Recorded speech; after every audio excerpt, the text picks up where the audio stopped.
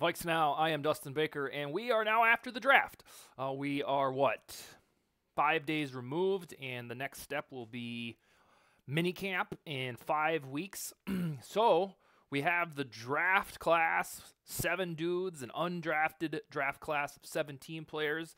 Now I want to start to dive into some of the storylines that will be inevitable this spring and summer, probably leading all the way up into August. So down the line, I'm going to start with them. These are actually in order in terms of what I consider the most important. So when we get to number 5 here in just a second, that will be at the bottom of the list. And number 1 will obviously be the biggest storyline. Now, you probably already know what that one is, but we'll reiterate it here in about, 8-10 minutes or so. So the first one on my list, I guess, as the bottom of my priority in terms of an off-season storyline, which is soon to be a season storyline, is the question of whether or not, is this just it at defensive tackle for the Vikings? This one brought me a lot of sorrow because I thought somebody in Egan would realize that you are allowed to upgrade and, get a sweet defensive tackle. And if this free agent class had a bunch of guys that were mid or didn't really move the needle, I would understand it. And then once we got to the draft, I had realized that there was that big run on DTs in round 2, and all the good ones got snatched. Even Tavondre Sweat, the dude who we thought would tumble because of his DUI. DUI seemed to help him. His draft stock went up even further. But so there were plenty of defensive tackles in the draft. Most of them went off the board. But my biggest beef with the defensive tackle spot is in free agency, there were plenty of defensive tackles, probably about 6 or 7, depending on your count. Eric Armstead, Christian Wilkins, even though he was expensive, DJ Reader, Grover Stewart. There were plenty of impact defensive tackles that they could spend some money on, but they just didn't do it. Instead, we're wondering if this conglomeration of Jerry Tillery, Jonah Williams, Jonathan Bullard, and Jaquelin Roy, if that will do the trick. It's the same old thing that we're doing, like just at the 3-tech spot, we're just saying, all right, if you're in Jonathan Bullard, if you're good, let's do it. And also, about 2 or 3 weeks ago, Kevin O'Connell, or ESPN's Kevin Seifert, tweeted about Kevin O'Connell that the plan is to not have Harrison Phillips have that many snaps at his spot. But then it's like, all right, well, who's backing up Harrison Phillips? Is it Jaquelin Roy? There isn't a big-bodied nose tackle anywhere, really, on the Vikings roster. And then at the other defensive tackle spot, it's what I call just a bunch of dudes. So the storyline will be, are they going to go sign Calais Campbell? I don't know if Calais Campbell would want to come play for a Sam Darnold-led team that might have J.J. McCarthy starting at some point. I don't know.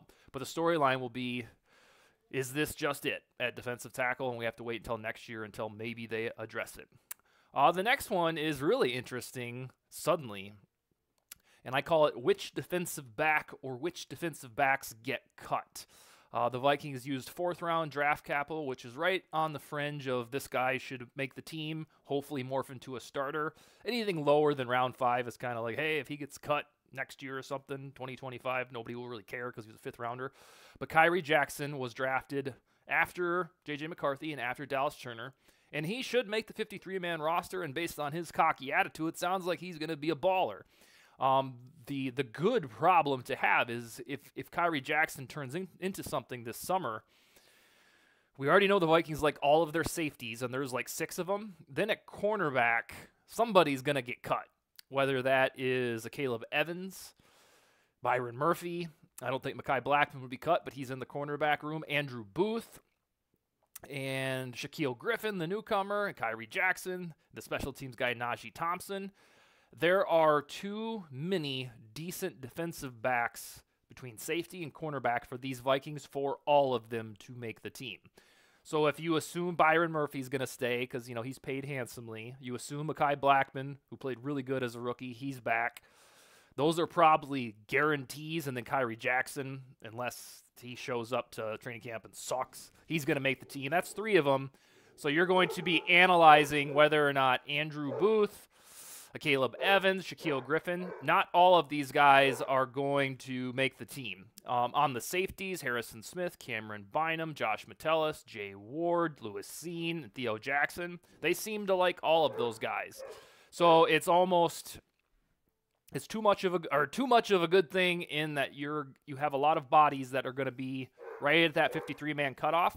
So you have to ask yourself which defensive backs are going to make the team and which ones will get cut. There will be at least one, probably two, possibly three noteworthy defensive backs in the Vikings orbit that you're going to be like, okay, he got the cut.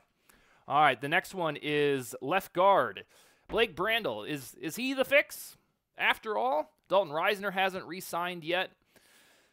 They didn't really get a big name guard, or at least one like Cooper Beebe or something who went to the Cowboys. You didn't have a guard on tap from the draft that you could compete with Blake Brandel. So unless they sign Dalton Risner sometime soon or this summer, or there's a guy that played for the Raiders last year named Greg Van Roten, who had a wonderful PFF grade. He's 34. You might know the name. He was drafted by the Packers back in like 20... Yeah, I can't remember. It was the mid-2010s. I can't remember which year. He's a free agent. But if they do nothing else, the would-be fear that we kind of had that Blake Brandel is going to get the nod, that's probably coming true. I think the third biggest storyline here this offseason is once we have kind of adapted the last 2 years to having a decent to good offensive line, certainly the edges of the offensive line are set, but we just don't really know at left guard. It must just be Blake Brandel, huh? I have said on this show repeatedly that this offensive line coaching staff deserves a benefit of the doubt because they have changed things around so that the doldrums from the Zimmer era are basically erased. So if they trust Blake Brandel, I trust them to trust him. I know that a lot of you guys and gals don't feel the same way. But right now, the storyline, is this really just going to be Blake Brandel? Because otherwise, it'd have to sign Dalton Risner or that Greg Van Roten. Because then you're down to nubbins, kind of like defensive tackle, like the one we talked about at the top of the show. I forgot to mention on defensive tackle that if Calais Campbell would be like the end-game solution. I did mention him in terms of would he really want to join a team that's about to go 7-10 or 8-9. But he did play for the Falcons in the last few years, and they weren't very good. I forgot to mention that. All right, so we got, is this really just it at defensive tackle? A bunch of guys. Which defensive back gets cut? Because one or two, that's going to happen. Blake Brandel as the solution. That is the storyline. Number 2 is the WR3. And this one gets moved up the list because we're Vikings fans. We're used to wide receiver majesty. And this is up on the list because there's a very good chance that TJ Hawkinson doesn't play for the first 4 or 6 games of 2024. If he was playing and we never had the Kirby Joseph dirty hit, I really, truly wouldn't care who the WR3 is going to be.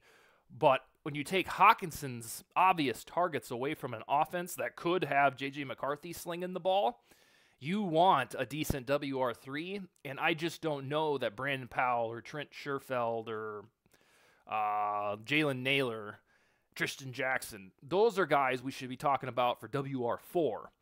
But the Vikings did not draft any wide receivers in the draft. They signed a couple UDFAs who look promising, but they're probably not going to amount to much, at least for a 53-man roster. So we have to wonder if another free agent is on the way. What do we have? Hunter Renfrow, Tyler Boyd, DJ Chark, Odell Beckham, Michael Thomas. There are a lot of guys who are available if the Vikings want to get serious about a bona fide solution at WR3. But right now, they appear to be content with Brandon Powell or Jalen Naylor or Trent, Sherfield. And the reason that this one was amplified and probably wouldn't have been on the list otherwise is this draft had about a dozen guys in the guts of it, like rounds 3, 4, and 5. This draft was known for deep wide receiver talent. Not like showstoppers after the first 3 guys in Marvin Harrison, Rome Odunze, and Malik Neighbors. There was like this big gap, and then you had a bunch of WR3 characters like Javon Baker, Jamari Thrash, Malik Washington, those kinds of players. And the Vikings didn't take any of them. So it must just be that they really love and trust Brandon Powell. God love him. We'll see if that works.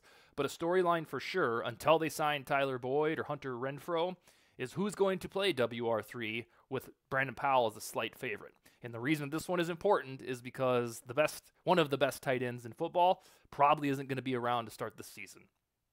All right, finally, you knew this one was coming. Which man will start QB1 week 1? We're going to talk about this, not just me, Vikings fans, the NFL media. They're going to talk about this one ad nauseum because the perk of drafting J.J. McCarthy instead of Drake May is based on the way that McCarthy plays the sport and the program that he came from. He is supposed to be more game ready than Drake May. We kept hearing for the last month now, hey, if you draft Drake May, you better sit on that son of a bitch for a year because he ain't ready. Well, and you're like, all right, well, yeah, we have the infrastructure to do that. We're willing to do it. But that might not necessarily apply to J.J. McCarthy. He might not be required to sit a full season, unlike May, who was perceived or considered as raw. The good part is they might have got the guy who's game ready, even though he's younger than Drake May. Conversely, the Vikings signed Sam Darnold for a deal that is worth up to $10 million. And that doesn't sound like starter money, but it sounds like a plan with intent. That if you're going to give that guy that much money, you're probably going to end up playing him a few games. And I think logic suggests that would be at the beginning of the season and then see how it goes. If the Vikings get off to a wretched 2-4 start, then you hand the scepter to J.J. McCarthy and say, hey, take us home to 6-11 or 7-10. I think that's probably how it'll work out. Of course, I'm just like you. I hope J.J. McCarthy blows us all away at training camp and preseason, and we don't have to see 1 ounce of Sam Darnold. But I think that's more best laid plans or a utopian scenario. But nevertheless, the biggest storyline of Vikings football right now, because most of the roster is set. If you can get over the underwhelming defensive tackle, if you believe in Blake Brandel, and you don't really give a damn about WR3, the big talker that's going to stalk us for 4 months is who's going to start, Darnold or McCarthy. I think it would be safe to say it's going to be Darnold because of the money that's invested. But then you'll pull up like offensive rookie of the year odds, and Vegas says, hey, J.J. McCarthy is in 4th place. And if Vegas has him with reasonable O'Roy odds at like plus 800, that would mean the guy has to play in order to fetch those sort of odds. So I would put my money on it right now that Sam Darnold will take the first snap in week 1 and probably beyond. And I will say this, you're going to get sick of hearing me say this. I don't necessarily believe that Sam Darnold is destined to thrive and have some giant reclamation story with the Minnesota Vikings. I don't think that's in his toolkit. However, I am cynical enough to believe that it would be a very Vikings thing for Sam Darnold to play wonderfully for the first time in his career, keeping J.J. McCarthy sidelined indefinitely. How can you bench this guy, Darnold? Let's say he starts the season, the Vikings are 5-2.